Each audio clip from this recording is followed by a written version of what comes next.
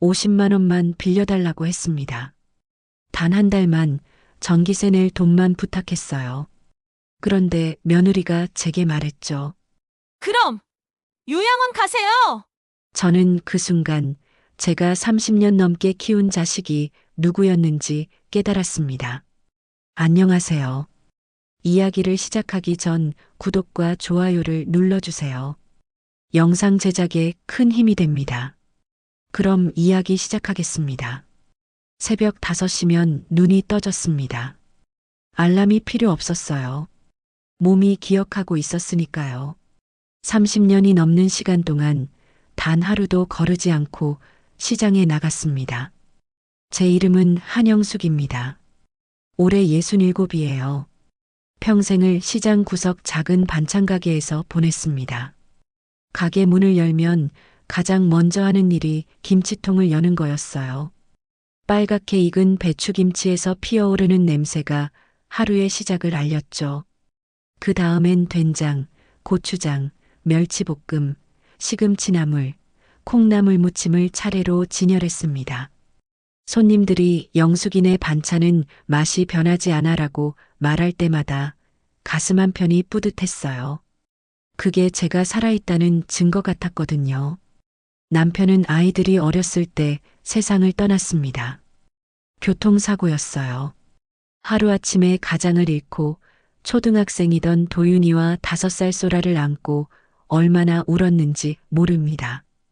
그때 저는 38이었어요.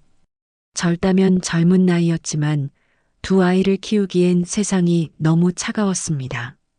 친척들은 재혼해라 혼자서는 못 키운다고 했지만 저는 고개를 저었어요. 이 아이들만큼은 제 손으로 키우고 싶었습니다. 그래서 시작한 게 반찬 가게였어요. 시댁에서 물려받은 김치 담그는 솜씨와 어머니께 배운 장 담그는 법이 전부였지만 그걸로 충분했습니다. 새벽부터 밤까지 일했어요. 도윤이와 소라는 가게 한 구석에서 숙제하고 밥 먹고 때론 그대로 잠들기도 했죠. 저는 그 아이들 얼굴 보는 게 행복이었습니다. 엄마 배고파 하는 소리에 후다닥 주먹밥 만들어주고 엄마 심심해하면 멸치 한 줌 쥐어주던 시간들이 제겐 보물이었어요. 도윤이는 장남답게 의젓했습니다. 초등학교 때부터 동생 손잡고 학교 가고 중학교 올라가서는 새벽 배달까지 도왔어요. 엄마 나 크면 돈 많이 벌어서 엄마 편하게 해줄게. 그 말이 얼마나 기특했는지 모릅니다. 소라는 밝고 활발했어요. 손님들한테 이모, 안녕하세요. 인사하면 모두들 예쁘다고 쓰다듬어줬죠. 그렇게 아이들은 자랐고 저는 늙어갔습니다. 대학 등록금은 정말 막막했어요. 도윤이가 합격증 들고 왔을 때 기쁘면서도 눈앞이 깜깜했습니다. 400만 원이 넘는 돈을 어디서 구하나 싶었죠. 결국 가게 보증금을 빼서 냈습니다. 그해 겨울은 난방도 제대로 못 틀고 지냈어요. 두꺼운 이불 2장 덮고 자면서도 아이가 대학생이 됐다는 게 자랑스러웠습니다. 소라도 3년 뒤 대학에 갔어요. 둘 다 장학금을 받았지만 그래도 생활비며 책값이며 만만치 않았습니다. 저는 그저 웃으며 공부 열심히 해라, 엄마는 괜찮다고 했어요. 아이들이 대학 다닐 때까지는 괜찮았습니다. 방학 되면 집에 와서 엄마 뭐 도와줄까? 하며 가게 일도 거들었으니까요. 문제는 그 이후였어요. 도윤이는 대기업에 취직했고 소라는 지방에서 교사가 됐습니다. 저는 정말 가슴이 벅찼어요. 내 자식들이 이렇게 훌륭하게 자라다니. 밤새 김치 담그며 손이 트고 등이 휘어도 그 순간만큼은 모든 게 보상받는 기분이었습니다. 그런데 이상하게도 그때부터 아이들이 멀어지기 시작했어요. 도윤이는 엄마 회사 일이 너무 바빠라며 전화도 뜸해졌고 명절에도 야근이 있어서라며 얼굴 보기 힘들었습니다. 소라는 엄마 지방이라 왕복 6시간이나 걸려라며 1년에 한두 번 오는 게 고작이었죠. 저는 이해하려고 했어요. 젊은 사람들 바쁜 거 당연하다고, 효도는 마음으로 하는 거라고 스스로를 달랬습니다. 하지만 밤에 혼자 앉아 있으면 외로웠어요. 작은 원룸에 덩그러니 앉아서 예전에 찍은 사진들을 보곤 했습니다. 도윤이 초등학교 입학식 사진, 소라가 처음 자전거 탄 날 둘이 제 양옆에 붙어서 웃던 사진들.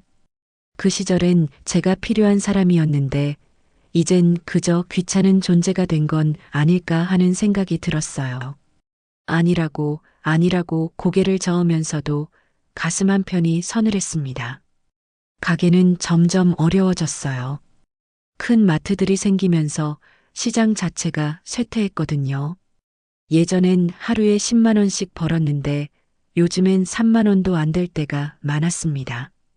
그래도 문을 닫을 수는 없었어요. 이게 제 인생의 전부였으니까요. 새벽부터 일어나 김치 담그고 장 끓이고 나물 무치는 게 제가 살아있다는 증거였습니다. 이걸 놓으면 저는 뭐가 남을까요? 공과금 고지서가 쌓여갔습니다. 전기세, 수도세, 가스비, 가게 월세까지. 계산기를 두드리면 한숨만 나왔어요. 통장 잔고는 점점 줄어들고 몸은 점점 무거워졌습니다. 무릎도 아프고 허리도 쑤셨지만 병원 갈 여유가 없었어요. 진통제 먹고 버티는 게 전부였습니다. 조금만 더 버티면 괜찮아질 거야 하고 되뇌었지만 속으론 알고 있었어요. 이제 한계가 왔다는 걸. 그날도 저는 가게 앞에 앉아서 지나가는 사람들을 바라봤습니다. 젊은 엄마가 아이 손잡고 가는 모습, 연인들이 웃으며 걷는 모습, 친구들이 떠들며 지나가는 모습. 다들 바쁘고 행복해 보였어요. 저만 멈춰 있는 것 같았습니다. 시간이 저를 두고 가버린 것 같았어요. 문득 이런 생각이 들었습니다. 내가 여기서 사라져도 누가 알까? 전기 끊긴다는 최종 고지서를 받은 날이었습니다. 빨간색 글씨로 납부 기한 경과 공급 중단 예정이라고 적혀 있었어요. 손이 떨렸습니다. 전기가 끊기면 냉장고도 못 쓰고 가게도 할 수 없었죠. 50만 원. 딱 50만 원만 있으면 됐어요. 평생 모은 적금은 이미 바닥났고 통장엔 10만 원도 안 남았습니다. 한참을 망설이다가 휴대폰을 집어들었어요. 아들 도윤이한테 전화하는 게 얼마 만인지 모르겠더라고요. 마지막으로 통화한 게 2달 전이었나? 그때도 제가 먼저 전화했었죠. 엄마 바빠. 나중에 전화할게 하고 끊었던 기억이 났습니다. 결국 그 나중은 오지 않았지만요. 전화벨이 울렸습니다. 1번, 2번, 3번. 심장이 빠르게 뛰었어요. 4번째 벨이 울릴 때쯤 연결됐습니다. 여보세요? 목소리가 날카로웠어요. 짜증 섞인 톤이었습니다. 도윤아, 엄마야. 엄마. 지금 회의 중이라니까요. 무슨 일이세요? 회의 중. 항상 회의 중이었죠. 저는 침을 삼키고 말했습니다. 저기, 도윤아. 미안한데 이번 달만 50만 원만 좀 빌려줄 수 있을까? 전기세가 밀려서. 침묵이 흘렀어요. 길고 무거운 침묵이었습니다. 그 몇 초가 몇 시간처럼 느껴졌어요. 엄마, 지금 농담하세요? 아니야, 진짜 급해서 그래. 이번 달만 딱 한 번만. 그때 여자 목소리가 들렸습니다. 며느리 은지였어요. 50만 원이요? 어머니, 저희도 애 학원비 내느라 빠듯해서요. 그리고 지난번에도 돈 드렸잖아요. 가슴이 철렁했습니다. 지난번이라니. 1년 전 도윤이 결혼식 축의금 100만 원 말하는 건가요? 그건 제가 기쁜 마음으로 준 돈이었는데 그게 돈 들였다로 계산되는 건가요? 은지야, 그건. 어머니, 죄송하지만 저희도 여유가 없어요. 어머니 혼자 사시면 생활비도 얼마 안 들 텐데 왜 맨날 돈이 모자라세요? 혹시 어디 쓸데없는 데 쓰시는 거 아니에요? 쓸데없는데. 그 말이 제 가슴에 비수처럼 꽂혔습니다. 저는 밥도 제대로 못 먹으면서 하루하루 버티고 있었어요. 병원도 못 가고 옷도 10년째 같은 거 입고 외식 한 번 안 하고 살았는데 그게 쓸데없는 건가요? 은지야, 그게 아니라 어머니 정 힘드시면 기초생활수급 신청하시든가 아니면 요양원 알아보세요. 거기 가시면 국가에서 지원도 나오고 훨씬 편하실 거예요. 요양원. 그 단어가 귀에 꽂혔습니다. 67의 요양원이요? 저는 아직 정신도 멀쩡하고 걸을 수도 있고 일할 수도 있는데요. 엄마 미안한데 진짜 회의 들어가야 해서 나중에 얘기해요. 도윤아 잠깐만. 뚝. 전화가 끊겼습니다. 저는 한참 동안 멍하니 앉아 있었어요. 휴대폰을 손에 쥔 채로 꼼짝도 하지 못했습니다. 귀에서는 웅웅거리는 소리만 들렸고 눈앞이 흐려졌어요. 눈물이 나올 것 같았지만 나오지 않았습니다. 그냥 가슴이 텅 비는 느낌이었어요. 30년 동안 키운 아들이었습니다. 밤새 아파서 끙끙대던 아이를 업고 응급실 뛰어갔던 기억, 입학식 때 새 옷 사주려고 한 달 굶었던 기억, 대학 합격했다고 울던 아이를 안아주며 잘했어. 우리 아들 했던 기억. 그 모든 게 주마등처럼 스쳐갔어요. 그런데 그 아들이 지금 제게 뭐라고 했나요? 요양원 가라고요. 50만 원도 아까워서요. 창밖을 바라봤습니다. 해가 지고 있었어요. 붉은 노을이 하늘을 물들이고 있었죠. 예쁜 풍경이었지만 제 눈엔 아무것도 들어오지 않았습니다. 그저 멍하니 시간이 흐르는 걸 지켜볼 뿐이었어요. 휴대폰이 울렸습니다. 혹시나 하는 마음에 확인했어요. 도윤이가 미안하다고 보내준다고 할까 싶었거든요. 하지만 화면에 뜬 건 도윤이가 아니었습니다. 통신사에서 보낸 요금 납부 독촉 문자였어요. 저는 휴대폰을 탁자 위에 내려놓고 고개를 떨궜습니다. 내가 뭘 잘못한 걸까? 그 생각만 맴돌았어요. 제가 너무 많이 줬나 아니면 너무 적게 줬나? 너무 오래 붙잡고 있었나 아니면 너무 일찍 놓아줬나? 어디서부터 잘못된 걸까요? 답이 나오지 않았습니다. 밤이 깊어갔습니다. 가게 불을 끄고 집으로 돌아왔어요. 컵라면 하나 끓여서 먹고 이불을 덮었습니다. 잠이 올 리 없었지만 눈을 감았어요. 어둠 속에서 며느리의 목소리가 계속 들렸습니다. 요양원 가세요. 그 말이 제 머릿속을 떠나지 않았습니다. 결국 전기가 끊겼습니다. 일주일 뒤였어요. 새벽에 가게에 갔더니 냉장고가 멈춰 있었고 불도 켜지지 않았습니다. 그제야 실감이 났어요. 아, 정말 끝이구나. 냉장고 안에 있던 김치며 반찬들은 모두 상할 거였어요. 며칠치 재료값이 날아가는 거였죠. 그 돈도 없었지만 그보다 더 막막한 건 앞으로였습니다. 가게를 열 수가 없었어요. 전기 없이는 장사가 안 됐으니까요. 저는 셔터를 반쯤 내리고 안에 앉아서 물건들을 정리하기 시작했습니다. 이제 뭘 어떻게 해야 할지 모르겠더라고요. 30년 넘게 지켜온 이 자리를 이렇게 떠나야 하나 싶었어요. 영숙 씨, 뭐 하는 거예요? 옆 가게 이만수 씨였습니다. 70이 넘은 분인데 저보다 먼저 시장에 나오셔서 채소 장사를 하세요. 과묵한 분이지만 가끔 말동무가 되어주곤 했어요. 아, 만수 씨. 이제 가게 접으려고요. 전기세 때문에 고개를 끄덕였습니다. 만수 씨는 한숨을 쉬더니 제 옆에 앉았어요. 자식들한테 얘기는 했어요? 했죠. 근데 바쁘다고 하더라고요. 만수 씨는 아무 말 없이 담배를 꺼내 물었습니다. 한참 동안 연기를 내뿜다가 조용히 말했어요. 영숙 씨, 자식들 위해 평생 살았잖아요. 이제부터라도 당신 인생 좀 살아봐요. 제 인생이요? 그래요. 자식들 다 컸으면 됐어요. 이제 영숙 씨 차례예요. 그 말이 이상하게 마음에 남았습니다. 제 인생, 생각해보니 저는 정말 저를 위해 살아본 적이 없었어요. 20살에 결혼했고, 21살에 도윤이를 낳았고, 그 이후론 쭉 누군가의 엄마, 누군가의 며느리, 누군가의 아내로만 살았습니다. 한영숙이라는 사람으로 산 적이 없었어요.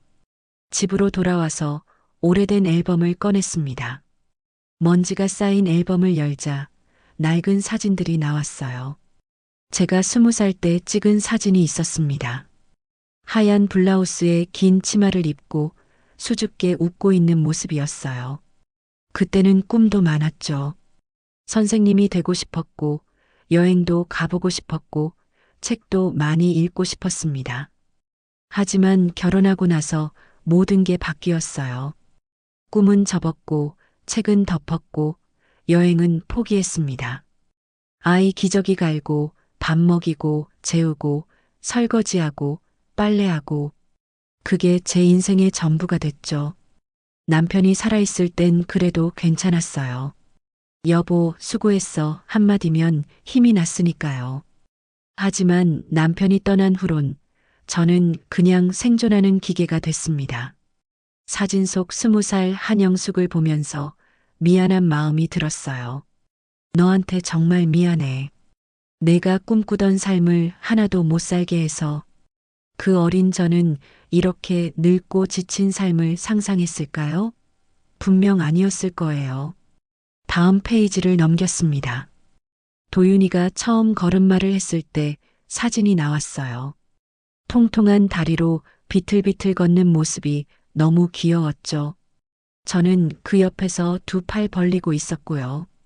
소라가 유치원 졸업식 때 찍은 사진도 있었습니다.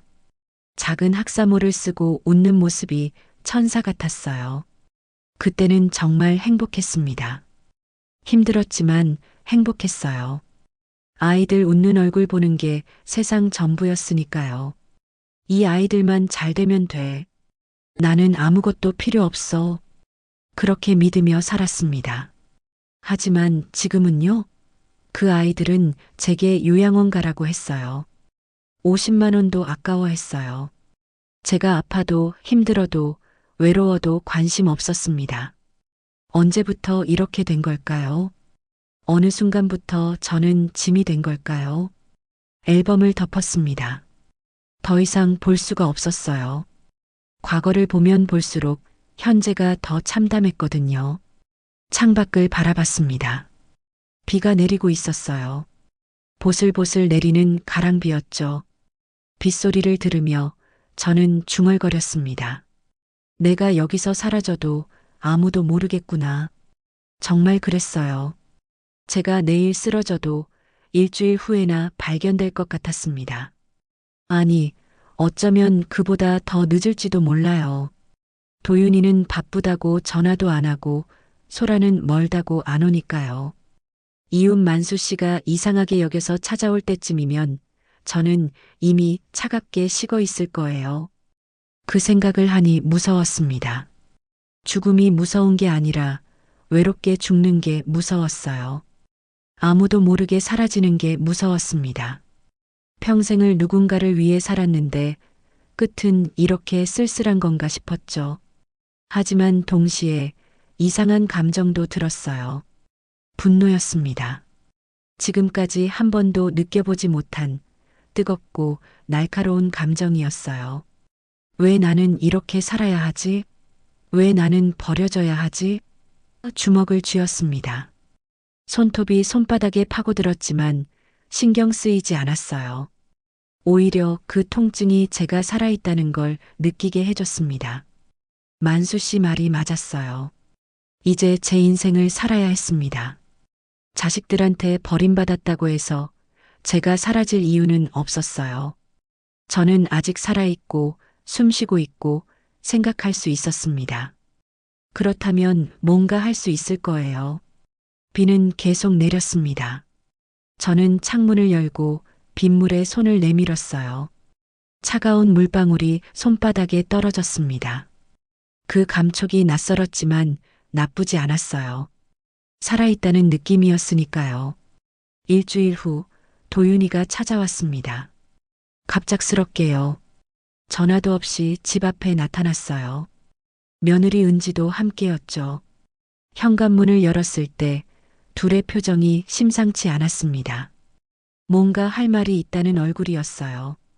어머니, 들어가도 돼요? 은지가 먼저 말했습니다.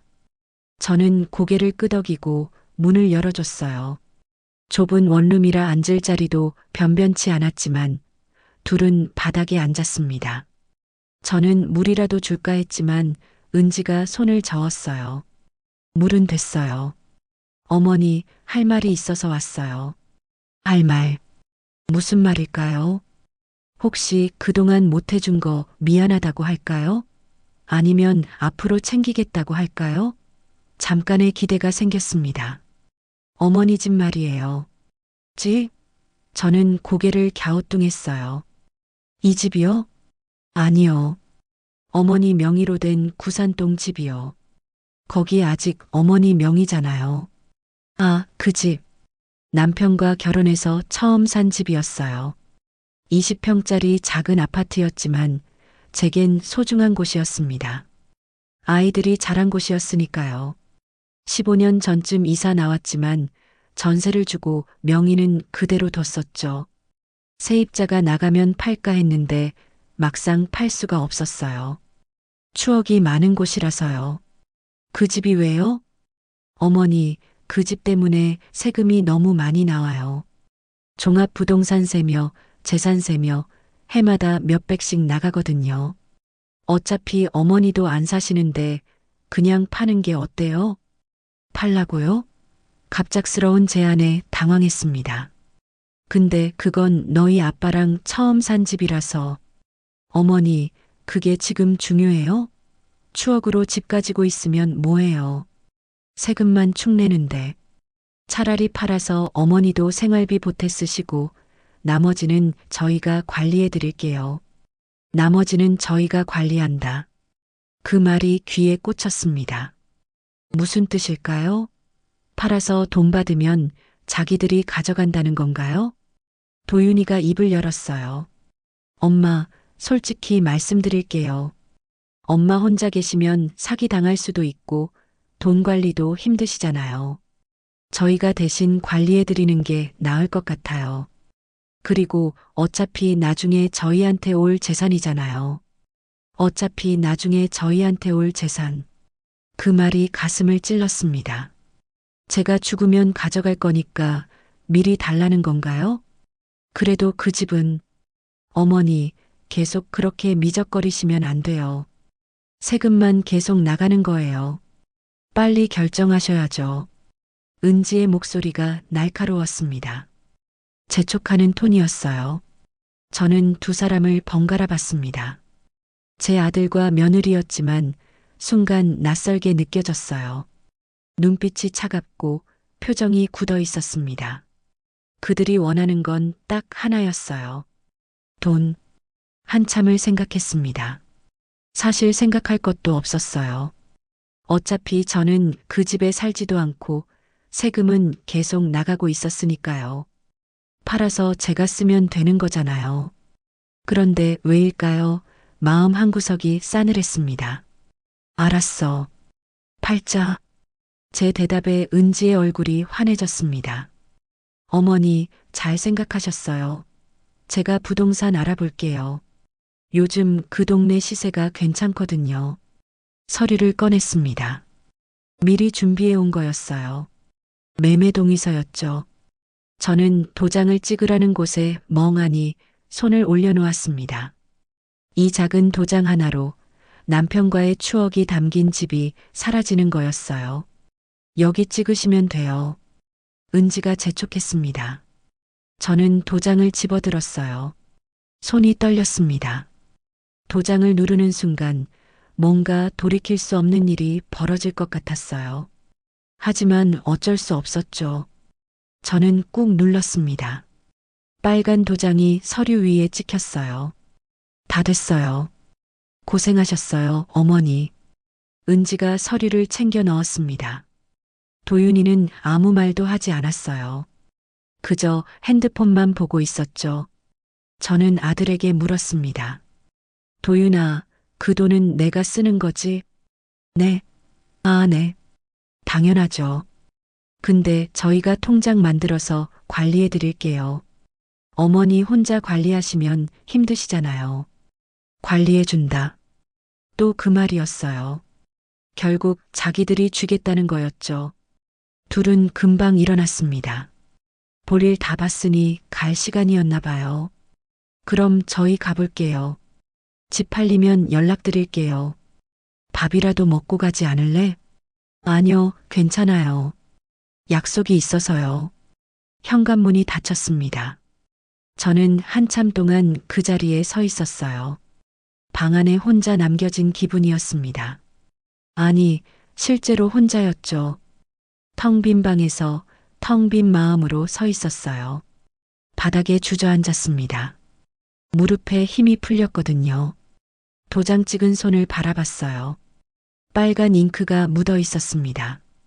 이 손으로 30년 넘게 아이들을 키웠는데, 이 손으로 집에 도장을 찍었는데, 이 손이 이렇게 초라해 보이다니. 울어야 할 것 같았지만 눈물이 나오지 않았습니다. 그냥 멍하니 앉아 있을 뿐이었어요. 얼마나 시간이 흘렀을까요? 창밖이 어두워졌습니다. 밤이 온 거예요. 저는 불도 켜지 않고 그대로 앉아 있었습니다. 어둠 속에서 제 마음도 함께 어두워졌어요. 그날 밤 잠이 오지 않았습니다. 천장을 바라보며 생각했어요. 나는 왜 이렇게 살아야 하지? 왜 나는 항상 당하기만 하지? 답은 없었습니다. 하지만 한 가지는 확실했어요. 이대로는 안 된다는 것. 뭔가 바꿔야 한다는 것. 저는 더 이상 당하고만 싶지 않았습니다. 다음 날 아침, 저는 오래된 서랍을 뒤지기 시작했습니다. 먼지가 쌓인 서랍 깊숙한 곳에 뭔가 있었던 게 기억났거든요. 한참을 뒤지다가 낡은 봉투 하나를 발견했어요. 안을 열어보니 통장 2개와 땅 문서가 나왔습니다. 통장은 20년 전에 만든 거였어요. 남편이 살아있을 때 몰래 조금씩 모아둔 돈이었습니다. 나중에 혹시 모르니까 비상금으로 모아둬 하던 남편의 목소리가 들리는 것 같았어요. 통장을 펼쳐보니 1,500만 원이 있었습니다. 20년 동안 이자가 붙어서 조금 불어난 금액이었죠. 땅 문서는 더 오래된 거였어요. 시댁에서 물려받은 땅이었는데 시골 산골짜기에 있어서 아무도 신경 쓰지 않았던 곳이었습니다. 15평 정도 되는 작은 땅이었지만 요즘 전원주택 붐이 일면서 그 동네도 개발되고 있다는 소식을 들은 적이 있었어요. 문득 생각이 들었습니다. 이걸 아이들이 알까? 아마 모를 거예요. 제가 한 번도 말한 적이 없었으니까요. 구산동 집은 알지만 이 통장과 땅은 모를 거예요. 그렇다면 이건 온전히 제 거였습니다. 저는 곧바로 옷을 갈아입고 나갔습니다. 먼저 은행에 갔어요. 20년 만에 찾은 통장이라 창구 직원이 놀라더라고요. 어머님, 이 통장 정말 오래됐네요. 아직 사용 가능하세요? 네, 좀 오래됐죠. 이거 해지하고 새 통장으로 옮기고 싶은데요. 아, 그러시면 신분증 좀 보여주시겠어요? 절차를 밟는데 1시간쯤 걸렸습니다. 그동안 저는 생각했어요. 이 돈을 어떻게 쓸까? 구산동 집 팔면 나오는 돈까지 합치면 꽤 되겠더라고요. 적어도 몇 년은 걱정 없이 살 수 있는 금액이었습니다. 은행 일을 마치고 나오는데 누군가 제 어깨를 톡 쳤어요. 돌아보니 만수 씨였습니다. 영숙 씨, 은행은 무슨 일로? 아, 만수 씨. 통장 좀 정리하러 왔어요. 그래요? 잘 됐네. 나도 커피 한잔할 참이었는데 같이 갈래요? 근처 카페에 들어갔습니다. 만수 씨가 커피 2잔을 시켰어요. 저는 카페에 온 게 얼마 만인지 모르겠더라고요. 몇 년은 된 것 같았어요. 영숙 씨, 요즘 어때요? 뭐가요? 가게 접고 나서 말이에요. 마음이 좀 편해졌어요? 고개를 저었습니다. 편하긴요. 더 복잡해졌어요. 그리고 저는 만수 씨에게 모든 걸 털어놨습니다. 아들이 집을 팔자고 한 것, 며느리가 요양원 가라고 한 것, 제가 느낀 배신감과 분노까지 말하다 보니 눈물이 났어요. 참으려고 했지만 계속 흘러나왔습니다. 만수 씨는 묵묵히 들어주었습니다. 중간에 끊지도 않고 조언하지도 않았어요. 그저 들어주기만 했죠. 제가 다 말하고 나서야 만수 씨가 입을 열었습니다. 영숙 씨, 자식은 부모 거울이에요. 무슨 말씀이세요? 부모가 어떻게 사는지 보고 배우는 거예요. 영숙 씨가 평생 자기 자신 돌보지 않고 산 거, 그 애들이 다 봤을 거예요. 그래서 부모를 안 돌봐도 된다고 배운 거예요. 가슴이 철렁했습니다. 제가 잘못 가르친 건가요? 하지만 아직 늦지 않았어요. 지금부터라도 영숙 씨가 영숙 씨를 돌보면 돼요. 자식 대신 세상을 믿어보세요. 세상엔 자식보다 더 나은 사람들도 많아요. 하지만 전 뭘 어떻게 해야 할지 모르겠어요. 일단 자산부터 정리하세요. 영숙 씨 명의로 된 거 다 챙기고 자식들 손 안 닿는 곳에 보관하세요. 그리고 천천히 생각해봐요. 앞으로 어떻게 살고 싶은지. 만수 씨 말이 맞았어요. 저는 너무 오래 자식들 중심으로만 생각했습니다.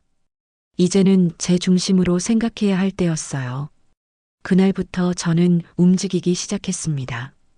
먼저 땅 시세를 알아봤어요. 부동산에 가서 물어보니 그 땅이 생각보다 많이 올랐더라고요. 팔면 3천만 원 정도 받을 수 있다고 했습니다. 저는 바로 매물로 내놨어요. 다음으로 구산동 집 명의를 확인했습니다. 아직 제 명의로 돼 있었어요. 도윤이가 서류 준비한다고 했지만 아직 진행은 안 된 상태였죠. 저는 법무사를 찾아갔습니다. 그리고 물었어요. 제 명의 집인데 제가 마음대로 팔 수 있죠? 네, 당연히 가능하세요. 소유주가 어머니시니까요. 그럼 다른 사람 동의 없이도 되나요? 네, 본인 명의면 본인 결정이에요. 그 말을 듣고 저는 결심했습니다. 이 집은 제가 직접 팔겠다고, 아들한테 맡기지 않겠다고, 돈도 제 통장으로 받겠다고, 부동산을 통해 집을 내놨습니다. 며칠 후 매수자가 나타났어요. 가격도 괜찮게 나왔습니다. 4억 원. 그 돈이면 여생을 충분히 살 수 있는 금액이었어요. 저는 바로 계약했습니다. 모든 돈을 새 통장으로 옮겼습니다. 도윤이도 은지도 모르는 통장이었어요. 제 이름으로만 된 오직 제 것이었습니다. 통장 잔고를 확인했을 때 믿기지 않았어요. 4억 3천만 원. 평생 처음 보는 금액이었습니다. 그날 밤 저는 통장을 손에 쥐고 웃었습니다. 슬픈 웃음이었지만 동시에 해방감도 느꼈어요. 이제 저는 누구 눈치도 안 보고 살 수 있었습니다. 아들한테 손 벌리지 않아도 됐어요. 며느리한테 무시당하지 않아도 됐습니다. 그래, 나도 계산 좀 해볼까? 입 밖으로 중얼거렸습니다. 평생 당하기만 했으니 이제는 제가 주도권을 잡을 차례였어요. 계획을 세웠습니다. 조심스럽게 하나씩요. 먼저 해야 할 일은 아이들한테 연락하는 거였어요. 하지만 이번엔 제가 원하는 방식으로요. 도윤이한테 전화를 걸었습니다. 벨소리가 여러 번 울렸고 마지못해 받는 목소리가 들렸어요. 네, 엄마. 도윤아, 엄마가 할 말이 있어. 지금 바쁜데요. 빨리 말씀하세요. 여전히 차갑더라고요. 하지만 저는 담담하게 말했습니다. 엄마가 요양원 들어가기로 했어. 네. 놀라는 목소리였어요. 예상하지 못한 말이었나 봐요. 지난번에 은지가 그러더라. 요양원 가라고. 생각해보니 그게 맞는 것 같아. 혼자 사는 것도 힘들고 너희한테 짐 되기도 싫고. 엄마, 갑자기 왜 그러세요? 갑자기가 아니야. 오래 생각했어. 다음 주에 들어갈 거야. 집도 정리하고 짐도 다 뺄 거고. 잠깐만요, 엄마. 그게 무슨. 그래, 연락은 이따가 할게. 끊을게. 전화를 끊었습니다. 손이 떨렸어요. 거짓말을 한 거였죠. 요양원에 갈 생각 따윈 없었습니다. 하지만 이렇게라도 말해야 아이들이 움직일 것 같았어요. 예상대로 10분 후 도윤이한테 전화가 왔습니다. 받지 않았어요. 또 전화가 왔고 또 왔습니다. 5번째쯤 문자가 왔어요. 엄마, 농담이죠? 진짜 요양원 가시는 거예요? 전화 좀 받으세요. 문자를 보고도 답장하지 않았습니다. 그냥 핸드폰을 꺼버렸어요. 며칠 동안은 연락을 끊기로 했거든요. 사흘이 지났습니다. 그동안 저는 짐을 정리했어요. 사실 짐이랄 것도 없었지만요. 옷 몇 벌, 사진 몇 장, 통장. 그게 전부였습니다. 나머지는 다 버렸어요. 이제 필요 없었으니까요. 새로운 곳을 알아봤습니다. 작은 오피스텔이었어요. 역 근처에 있는 깨끗하고 햇볕 잘 드는 곳이었죠. 월세는 50만 원. 제 돈이면 충분히 감당할 수 있었습니다. 계약하고 바로 이사했어요. 새 집에 짐을 풀면서 이상한 기분이 들었습니다. 후련하면서도 씁쓸했어요. 평생을 자식 위해 살았는데 이제 제 공간을 갖게 됐다는 게 감개무량했죠. 동시에 왜 이제야 이러고 사나 싶기도 했고요. 일주일이 지나서 핸드폰을 켰습니다. 미친 듯이 전화와 문자가 쌓여 있었어요. 도윤이한테서 30통, 은지한테서 15통, 심지어 소라한테서도 전화가 왔더라고요. 문자는 더 많았어요. 엄마, 어디 계세요? 엄마, 집에 없어요. 진짜 요양원 가신 거예요? 엄마, 집 팔았어요? 부동산에서 연락 왔는데요. 어머니, 전화 좀 받으세요. 무슨 일이에요? 마지막 문자는 도윤이가 보낸 거였어요. 엄마, 구산동 집이 팔렸다는데 정말이에요? 돈은 어디 갔어요? 그제야 웃음이 나왔습니다. 결국 돈 얘기더라고요. 제가 어디 있는지, 안전한지, 건강한지는 관심 없었어요. 오직 돈이 어디 갔는지만 궁금한 거였죠. 저는 도윤이한테 전화를 걸었습니다. 한 번만에 받더라고요. 엄마, 지금 어디세요? 응, 엄마 괜찮아. 괜찮긴요. 집도 안 계시고, 전화도 안 받으시고, 우리 얼마나 걱정했는데요. 걱정? 정말 그랬을까요? 아마 돈 걱정이었겠죠. 엄마, 구산동 집 진짜 팔았어요? 역시나. 그 질문이 나왔어요. 응, 팔았어. 왜요? 저희랑 상의도 안 하시고. 내 집인데 왜 상의해? 내 맘대로 팔면 안 돼? 그게 아니라 돈은 어디 갔어요? 돈? 엄마가 쓸 거야. 요양원 들어가는데 돈 많이 들거든. 엄마, 진짜 요양원 가신 거예요? 응, 이미 들어갔어. 거짓말이었습니다. 하지만 저는 담담하게 말했어요. 어디요? 지금 주소 알려주세요. 왜? 찾아올 거야? 당연하죠. 왜 찾아와? 그동안엔 바빠서 못 왔잖아. 이제 와서 왜 찾아와? 침묵이 흘렀습니다. 도윤이는 할 말을 잃은 것 같았어요. 도윤아, 엄마는 이제 혼자 살 거야. 너희 눈치 안 보고, 너희한테 손 안 벌리고, 알아서 잘 살 테니까 신경 쓰지 마. 엄마, 무슨 소리예요? 그리고 말이다. 그 돈은 엄마가 다 쓸 거야. 한 푼도 안 남길 거고, 죽을 때까지 다 쓰고 갈 거야. 그러니까 기대하지 마. 엄마, 전화를 끊었습니다. 가슴이 두근거렸어요. 무서우면서도 통쾌했습니다. 평생 처음으로 제가 원하는 말을 한 것 같았어요. 눈치 보지 않고, 비위 맞추지 않고, 그냥 제 마음 그대로요. 핸드폰이 또 울렸지만 받지 않았습니다. 창밖을 바라봤어요. 해가 지고 있었습니다. 붉은 노을이 하늘을 물들이고 있었죠. 아름다웠어요. 오랜만에 보는 노을이었습니다. 평생 바쁘게 살면서 노을 한번 제대로 본 적이 없었거든요. 이제야 내 인생이 시작되는구나. 그런 생각이 들었습니다. 이틀 후 도윤이가 찾아왔습니다. 어떻게 알았는지 제 새집 앞에 나타났더라고요. 초인종을 눌렀을 때 놀랐지만 문을 열어줬습니다. 피할 순 없었으니까요. 도윤이는 초췌해 보였어요. 며칠 못 잔 얼굴이었습니다. 눈밑이 퀭하고 수염도 안 깎았더라고요. 처음 보는 모습이었어요. 엄마, 어떻게 여길 알았어? 부동산에 물어봤어요. 엄마 명의로 된 월세 계약 있다고 하더라고요. 저는 한숨을 쉬었습니다. 역시 찾아내는군요. 들어와. 도윤이가 안으로 들어왔습니다. 은지는 안 보였어요. 혼자 온 모양이었죠. 둘은 서로 마주 앉았습니다. 한참 침묵이 흘렀어요. 엄마, 왜 이러세요? 뭐가? 갑자기 집 팔고 연락 끊고 이런 데로 이사 오시고 대체 왜 그러시냐고요. 갑자기가 아니야. 천천히 생각한 거야. 무슨 생각을요? 내 인생 생각.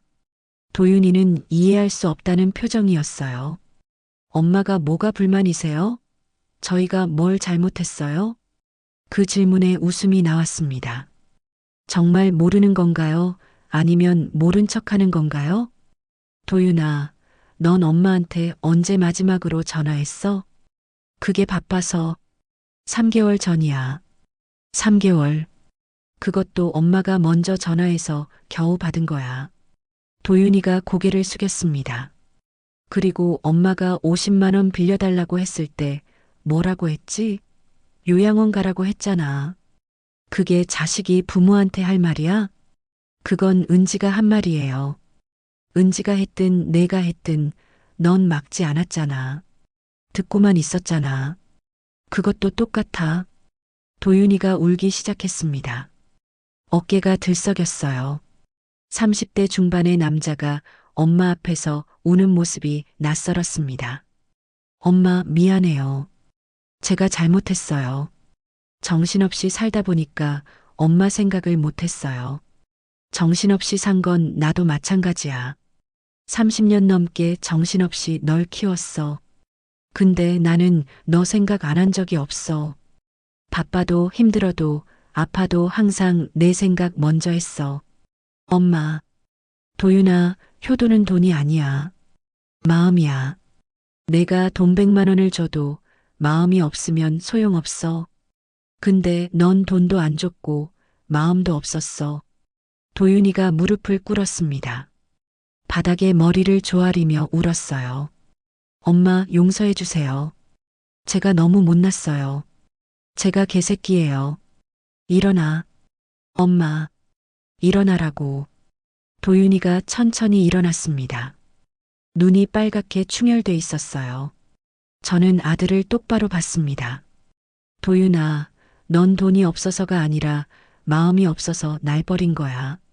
50만 원이 없는 게 아니라 엄마한테 쓸 50만 원이 아까웠던 거지. 그게 더 슬퍼. 죄송해요, 엄마.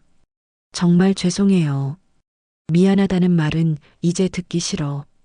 행동으로 보여줘. 그리고 은지한테도 말해. 시어머니는 요양원 갈 나이가 아니라고. 아직 혼자 살 수 있다고.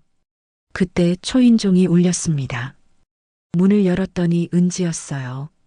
역시 따라왔군요. 어머니. 목소리가 날카로웠습니다. 화가 난 얼굴이었어요. 어머니, 집을 왜 마음대로 파세요? 저희랑 상의도 없이. 내 집인데 왜 상의해? 그래도 그렇죠. 그 돈 어디 갔어요? 저희가 관리해드린다고 했잖아요. 내 돈인데 왜 내가 관리해? 난 아직 정신 멀쩡해. 은지의 얼굴이 일그러졌습니다. 어머니, 솔직히 말씀드릴게요. 그 돈 어차피 저희 거예요. 어머니 돌아가시면 상속받을 거잖아요. 그런데 왜 지금 마음대로 쓰시려고 해요? 그 순간 모든 게 명확해졌습니다. 이 사람은 처음부터 돈만 원했던 거예요. 시어머니가 아니라 돈줄로만 본 거였죠. 은지야, 그 돈은 한 푼도 안 남길 거야. 죽을 때까지 다 쓰고 갈 거야. 여행도 가고 맛있는 것도 먹고 하고 싶은 거 다 하면서 살 거야. 뭐라고요? 그리고 말이다. 유언장도 썼어. 남는 돈 있으면 다 기부한다고. 한 푼도 너희한테 안 간다고. 은지의 얼굴이 새하얘졌습니다. 어머니, 미쳤어요? 미친 게 아니야. 정신 차린 거지. 평생 자식 위에 살았는데 이제 나 위에 살 거야. 어머니 같은 사람 처음 봐요. 자식한테 이럴 수가 있어요. 너야말로 시어머니한테 그럴 수가 있어? 요양원 가라고? 은지는 할 말을 잃었습니다. 그리고 돌아서서 나가버렸어요. 쿵 소리를 내며 문을 닫았죠. 저는 도윤이를 봤습니다. 아들은 그 자리에 멍하니 서 있었어요. 도윤아, 너도 가. 엄마는 괜찮아. 혼자 잘 살 수 있어. 내 인생이나 잘 챙겨. 엄마, 정말 죄송해요. 앞으론 잘할게요. 말로만 하지 말고 행동으로 보여줘. 한 달에 한 번만이라도 전화해. 그리고 1년에 한 번만이라도 얼굴 보여줘. 그것만 해줘도 난 괜찮아. 도윤이가 고개를 끄덕였습니다. 그리고 천천히 문을 나섰어요. 문이 닫혔습니다. 저는 소파에 주저앉았습니다. 온몸에 힘이 빠졌어요. 하지만 마음은 가벼웠습니다. 해야 할 말을 다 했거든요. 이제 선택은 아이들 몫이었어요. 창밖을 바라봤습니다. 해가 지고 있었어요. 하지만 이번엔 슬프지 않았습니다. 내일 또 해가 뜰 거니까요. 그리고 저는 그 햇살 아래서 제 인생을 살아갈 거니까요. 석 달이 지났습니다. 그동안 참 많은 일이 있었어요. 도윤이는 일주일에 한 번씩 전화했습니다. 처음엔 어색했지만 점점 나아졌어요. 엄마, 오늘 뭐 하셨어요? 간단한 질문이었지만 저는 그게 좋았습니다. 관심이 느껴졌거든요. 은지는 연락이 없었어요. 아마 화가 많이 났나 봐요. 하지만 상관없었습니다. 억지로 좋은 관계를 만들 생각은 없었으니까요. 놀라운 건 소라였어요. 소라가 먼저 연락을 해왔거든요. 엄마, 나 주말에 갈게. 같이 밥 먹자. 정말 왔어요. 오랜만에 본 딸은 많이 컸더라고요. 이제 30 중반인데 어쩜 그렇게 예쁜지. 함께 밥을 먹으며 이런저런 얘기를 했습니다. 엄마, 오빠한테 들었어. 집 팔고 독립하셨다며? 응, 이제 엄마도 엄마 인생 살려고. 잘하셨어, 엄마. 솔직히 말하면 나도 엄마가 오빠한테만 신경 쓰는 것 같아서 서운했거든. 이제야 엄마가 엄마를 찾은 것 같아. 소라의 말에 눈물이 났습니다. 이 아이는 알고 있었구나. 제가 얼마나 힘들었는지, 얼마나 외로웠는지. 엄마, 내가 도와줄게. 뭐 하고 싶은 거 있어? 글쎄, 엄마가 뭘 하고 싶었는지도 모르겠네. 천천히 찾아보자. 나도 자주 올게. 소라는 정말 자주 왔어요. 한 달에 2~3번씩 올라와서 함께 시간을 보냈습니다. 영화도 보고 카페도 가고 공원도 산책했어요. 저는 평생 처음으로 딸과 데이트를 했습니다. 이렇게 행복할 수가 없었어요. 어느 날 소라가 제안했습니다. 엄마, 반찬 가게 다시 해볼 생각 없어? 엄마 솜씨면 충분히 잘할 수 있을 것 같은데. 이 나이에? 나이가 뭐가 중요해? 하고 싶으면 하는 거지. 그 말에 마음이 움직였습니다. 사실 저는 반찬 만드는 게 좋았어요. 힘들었지만 보람도 있었죠. 그리고 이번엔 누구 눈치 보지 않고 제가 하고 싶은 방식대로 할 수 있었습니다. 새로운 가게를 열었습니다. 작지만 깨끗한 가게였어요. 간판에는 영숙 반찬집이라고 썼습니다. 제 이름이었어요. 한영숙. 평생 누군가의 엄마, 누군가의 아내로만 불렸는데 이제는 한영숙으로 불리는 거였죠. 개업날 소라가 손주를 데리고 왔어요. 7살 된 손주 민준이었습니다. 민준이는 할머니를 처음 봤는데도 금방 따랐어요. 할머니, 이게 뭐예요? 김치란다. 할머니가 직접 담갔어. 우와, 맛있겠다. 민준이가 김치를 한 입 먹더니 엄지를 치켜 세웠습니다. 그 모습이 얼마나 귀엽던지 가슴이 따뜻해졌어요. 소라가 간판을 보더니 웃었습니다. 엄마, 이름 예쁘다. 영숙 반찬집. 그래, 엄마 이름 내걸었어. 당연히 내걸어야지. 엄마 가게니까. 민준이가 끼어들었어요. 할머니, 제가 글씨 써드릴게요. 민준이는 종이에 영숙 반찬집 5글자를 삐뚤빼뚤 썼습니다. 어린아이 글씨라 서툴렀지만 저는 그게 너무 좋았어요. 그 종이를 가게 안쪽에 붙여놨습니다. 민준아, 고마워. 할머니 보물로 간직할게. 할머니, 저 자주 올게요. 그래, 자주 오렴. 할머니가 맛있는 거 많이 해줄게. 손주를 보니 신기했습니다. 제가 이렇게 행복할 수 있구나. 도윤이 아들은 한 번도 못 봤는데 소라 아들은 이렇게 자주 보네요. 아이러니했지만 좋았어요. 가게는 잘 됐습니다. 처음엔 손님이 적었지만 입소문이 나면서 점점 늘었어요. 영숙 반찬집 김치 진짜 맛있어요 라는 말을 들을 때마다 뿌듯했습니다. 이번엔 누구 때문이 아니라 저 자신을 위해 일하고 있었으니까요. 저녁이면 가게 문을 닫고 집에 돌아왔습니다.